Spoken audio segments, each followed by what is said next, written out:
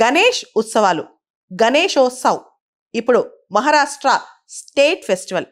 ఈ దిశగా Maharashtra cultural affairs minister declare చేశారు.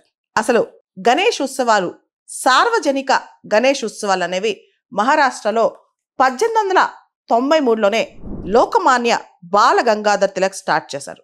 యూనిటీ కోసం, ప్రైడ్ కోసం, కల్చరల్ సిగ్నిఫికెన్స్ కోసం, యూత్నందరినీ ఏకం చేయడం కోసం అప్పట్లో ఆయన చేశారు.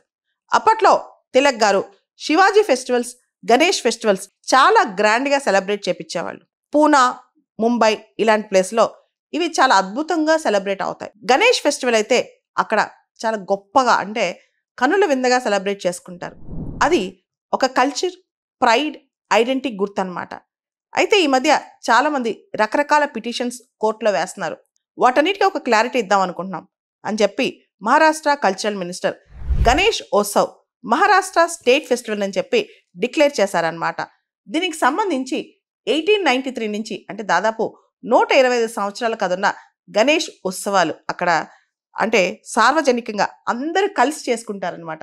Social unity, nationalism, spirit of freedom, self respect, pride in our language, అంటే సామాజికంగా అందరూ ఒకటే, అదేవిధంగా జాతీయ భావం అన్నమాట, స్వేచ్ఛ, స్వాభిమానం, సంస్కృతి ఇవన్నీ కలగలుపుగా గణేష్ ఉత్సవాలు మహారాష్ట్రలో జరుగుతాయి అన్నమాట.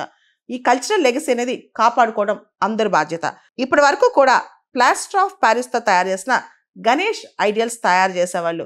అయితే సెంట్రల్ పొల్యూషన్ కంట్రోల్ బోర్డు వాళ్ళు, అదేవిధంగా రకరకాల ఎక్స్పర్ట్స్ ఇచ్చిన ఆల్టర్నేటివ్స్ ఇప్పుడు చూస్తున్నాం. ఎకో ఫ్రెండ్లీ గణేష్ ఏదైతే ఉందో, ఎన్విరాన్మెంటల్ ఫ్రెండ్లీ గణేష్ ఐడియల్స్ తయారు చేయడం అనేది, వాటి మీద దృష్టి పెడుతున్నామని కూడా మహారాష్ట్ర కల్చరల్ మినిస్టర్ చెప్పారనమాట. గణేష్ ఉత్సవాలకు సంబంధించి ఎన్విరాన్మెంటల్ ఫ్రెండ్లీ ఆల్టర్నేటివ్ సజెస్ట్ చేయడానికి కాకోడ్కర్ కమిటీ కూడా వేశారనమాట మహారాష్ట్ర ప్రభుత్వం వాళ్ళు. దీనికి సంబంధించి గణేష్ ఉత్సవాలకి పోలీస్ సెక్యూరిటీ కావచ్చు, ఇన్ఫ్రాస్ట్రక్చర్ నీడ్ కావచ్చు, ఆర్థిక సహాయం కావచ్చు, ముంబైలో, పూణేలో వీటన్నిటిలో ఇవ్వడానికి ప్రస్తుత గవర్నమెంట్ రెడీగా ఉందంట. మహారాష్ట్ర ప్రభుత్వం ఈ సందర్భంగా గణపతి మండల్స్ అన్నిటికీ కూడా అప్పీల్ చేసింది.